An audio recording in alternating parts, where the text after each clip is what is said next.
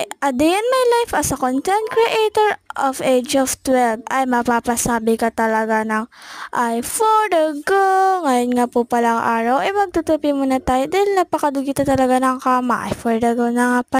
Naglinis na ngayon po pala ako. Kasama ko nga pala ngayon yung kapatid ko dahil nagbablog-vlog din pala siya gamit yung cellphone ni mama ko. Sumama-sama na nga lang din po pala siya sa akin nag-video. Ay for the go. Nagpaturo nga rin kasi siya sa akin kung paano magganito-ganito sa akin. Like mag-record-record pa ba. Ay for the go. Yan na nga po pala. Nagliligpit na ako at nagtutupi na akong kumot. Yan na nga po pala. Ang ganda talaga ng record-record niya dyan. Hindi ko nga po pala natapos yung vlog ko dyan dahil napakaingay na rin talaga. Ay for the go.